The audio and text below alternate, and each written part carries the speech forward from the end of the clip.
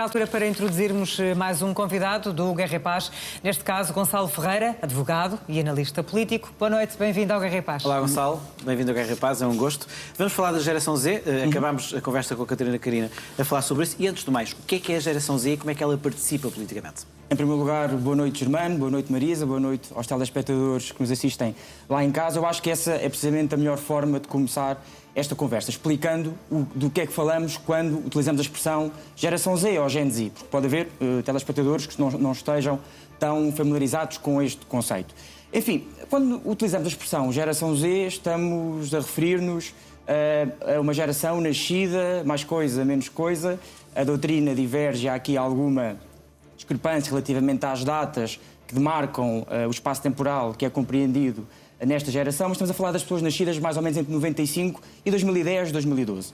E esta geração, a geração Z, tem uma particularidade que as distingue em face das demais e, sobretudo, em face das gerações anteriores, porque a geração Z foi a primeira geração que nasceu e cresceu com acesso generalizado, por um lado, à internet e depois com acesso generalizado às redes sociais e, de uma forma mais geral, às plataformas digitais. E, portanto, ao contrário das gerações anteriores, esta geração Z nunca conheceu um mundo sem redes sociais, sem YouTube. Não teve que fazer a transição. Exatamente. São nativos digitais. Exatamente, são nativos digitais. Nunca conheceu um mundo sem redes sociais, sem YouTube, sem Netflix, enfim, de uma maneira mais geral, sem acesso imediato a várias fontes de informação.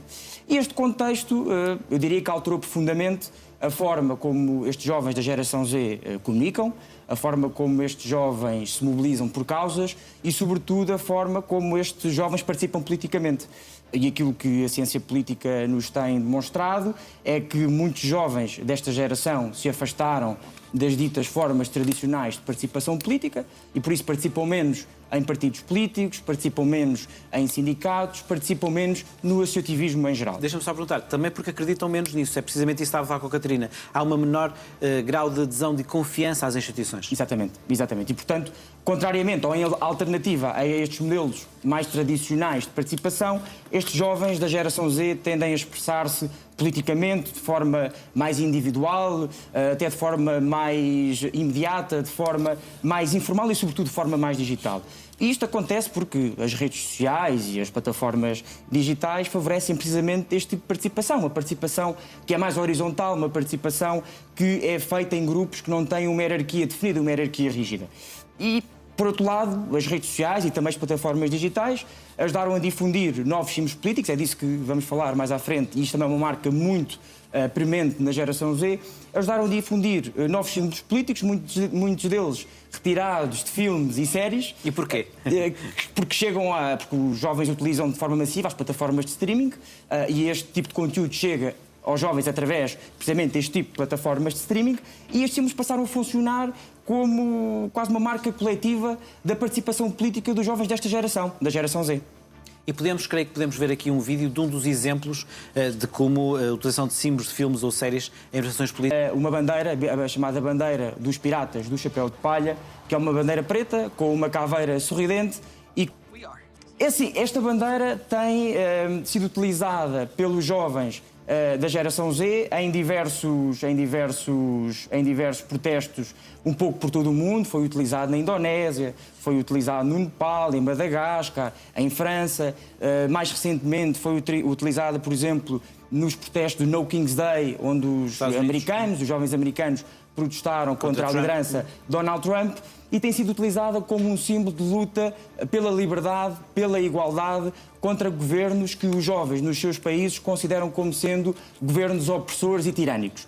E, portanto, o que aqui aconteceu no caso da série One Piece foi que os jovens interpretaram a mensagem política da série como sendo uma mensagem política de defesa da liberdade, de defesa da igualdade, da luta contra um governo que é apresentado na série contra um governo tirânico, um governo corrupto, e, portanto, os jovens reviram-se nesta mensagem e aproveitaram esta mensagem, adotaram esta imagem, adotaram este modo político como causa principal dos seus protestos. E, portanto, foi sempre utilizada por estes manifestantes em protestos contra determinadas decisões dos seus governos, ou porque consideraram que esses governos, com as suas decisões, estavam a contribuir para mais desigualdade social, ou porque consideraram que as medidas desses governos eram medidas, de certa forma, que atentavam contra os princípios basilares do Estado de Direito democrático, contra a sua liberdade individual, contra a igualdade que estes jovens querem ter nos seus países, e, portanto, é esta a simbologia que está por detrás da utilização, neste caso, da bandeira dos Piratas do Chapéu de Palha, que é esta bandeira negra. E esta bandeira que estamos a ver, aliás, preta, com a caveira com o chapéu de palha, ela está associada mais a movimentos de esquerda ou à direita? Ou é transversal? Boa questão. É uma ótima questão. O que a ciência política, este movimento e esta utilização destes símbolos é um movimento que nós ainda podemos considerar ser um movimento recente e, portanto, ainda não há um estudo aprofundado sobre estas... Para que lado é que pende? Exatamente. O que se tem entendido, a literatura que se tem pronunciado e o que a ciência política nos tem dito, é que mais do que esta bandeira estar associada a movimentos de direita ou de esquerda, ela está associada, sim, a uma geração, à geração Z.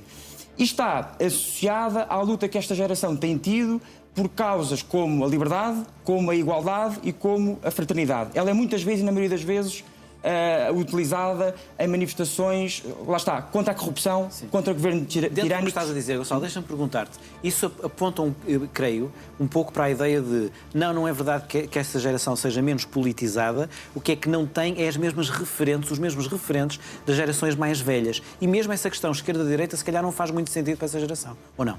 Sim, tendo a concordar com a tua análise. E neste caso, há aqui claramente um posicionamento político dos jovens que utilizam estes símbolos. Estes jovens estão a participar politicamente, estão a fazer política, só não o estão a fazer dentro das linhas tradicionais, ou seja, não o estão a fazer numa juventude partidária, não o estão a fazer num partido político, não o estão a fazer numa instituição que está formalmente criada. E, portanto, utilizam estes símbolos. No caso, a maioria destes símbolos são símbolos abertos e, portanto, podem ser usados por jovens de diferentes sensibilidades. Acho que isso é importante frisar. Mais uma vez, rejeita-se a ideia fácil de que os jovens estão a aderir todos à extrema-direita. Alguns estão, mas não na sua maioria. Não na sua maioria. Aliás, pelo contrário, nos casos, por exemplo, no mais concreto da One Piece, até ao contrário, é na luta pela democracia contra governos que esses jovens consideram como governos opressores, claro, como governos tirânicos, e, portanto, é um símbolo de uma luta coletiva democrática contra governos que eles consideram ostracizar as suas liberdades individuais e coletivas, e, portanto, até há aqui uma utilização contrária a esse raciocínio. Mais uma vez, eu acho que a explicação para tudo isto passa pelo facto da geração Z ter sido a primeira a crescer neste ambiente de acesso à internet. Porque é a internet que leva estes símbolos aos quatro cantos do mundo e permite que protestos que ocorrem em países muito diferentes do mundo se acabem por influenciar mutuamente. Porque, obviamente, quando um jovem em Madagascar utiliza este símbolo num protesto que teve um forte impacto político no seu país, o outro jovem que está no Nepal, por exemplo, ou no Quénia, ou no Paraguai, vai sentir influenciado a utilizar este mesmo símbolo nos protestos políticos que quer fazer no seu país. E esta bandeira com este símbolo, isto não é um caso isolado? Há outros casos de símbolos que tiveram esta migração das séries para a vida real e para movimentos contestatários? Sim, este caso do One Piece eu penso que é o caso mais premente, é o que se vê mais. Um caso mais massivo, por exemplo, um artigo do Financial Times, para também pormos o número aqui nas coisas, refere que só entre 2023 e 2025 esta bandeira que nós estamos a ver aqui, neste caso é nos protestos do No King's Day nos Estados Unidos da América, esta bandeira da série One Piece foi utilizada pelo menos em 24 protestos em todo o mundo, apenas entre 2023 e 2025.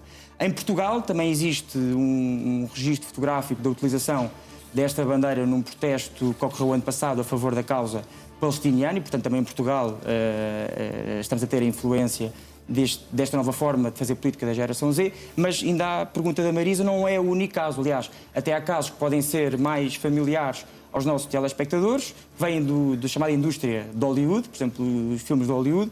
Um caso muito conhecido é a máscara do filme V de Vendetta. Sim, vimos há bocado. Vimos há pouco.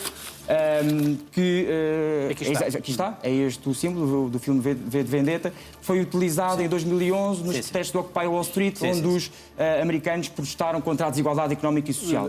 Agora menos, nos últimos anos, via-se em alguns carros em Portugal essa máscara. Sim, sim. Depois acho que este símbolo acabou por ser também apropriado pelo Muito movimento popularizado Anonymous. por uma série espanhola da Netflix. Também. Portanto, mais um caso de uma série que influenciou, através dos símbolos, a participação política dos jovens. Também víamos ali há pouco um outro exemplo, e aqui este símbolo foi utilizado muito na Tailândia, em Myanmar e Hong Kong, que é a saudação dos 3 dedos, feito no filme Hunger Games, portanto, esta saudação feita desta forma, que foi utilizada em protestos, portanto, contra os governos destes países, Tailândia, Myanmar e Hong Kong, nos protestos pró-democracia. Okay. Mais uma vez, a utilização destes símbolos contra governos que as pessoas residentes destes países... Muito uma parte asiática, não é? Um fenómeno asiático. Sim, até porque muitos... Por exemplo, o One Piece é uma série da banda desenhada japonesa. É até um exemplo da globalização da cultura popular japonesa como forma de comunicação política, o que é outro dos aspectos que diferencia a participação política ou a forma de expressão política da geração Z relativamente às demais, porque até há pouco tempo não se conheciam muitos exemplos de influências dessa cultura popular japonesa na forma como os jovens expressam e intervêm politicamente, e portanto também aqui outro traço caracterizador e diferenciador desta geração no que diz respeito à atuação política, mas também, por exemplo, no filme Joker, a cara do personagem principal do filme Joker foi utilizado em manifestações no Chile, no Iraque, em Hong Kong. Também... Gonçalo, nós estamos mesmo no fim. Claro. Em conclusão, em jeito de conclusão, em poucos segundos, e o que é que todos estes movimentos e estas ações com recurso a estes símbolos refletem? Claro, eu acho que tudo isto podemos tirar 2 conclusões, mas sobretudo uma reflexão que gostava de deixar. A primeira conclusão acho que é evidente. A internet, as redes sociais, estas plataformas digitais influenciaram, obviamente, a forma como a geração Z se mobiliza e atua politicamente. Os jovens dão menos prioridade aos partidos políticos, às formas tradicionais de participação política e, portanto, querem participar de forma mais rápida, mais imediata e mais digital. Por outro lado, a internet também globalizou símbolos políticos que começaram por ser traços de cultura local e acabam por ser símbolos de política internacional. E depois uma última reflexão, que eu acho que queria aqui deixar muito rapidamente, que é esta. Podemos pensar, se a nossa Revolução, o 25 de Abril, não tivesse acontecido em 74, mas, por exemplo, 50 anos depois, há 2 anos atrás, 2024, será que o símbolo da Revolução teria sido um cravo vermelho? Ou poderia ser qualquer outro símbolo de uma série, de um filme ou de uma banda desenhada? Acho que é uma reflexão interessante. Muito obrigado pela presença no Guerra e Paz, Germano. Por nós, até amanhã. Obrigado.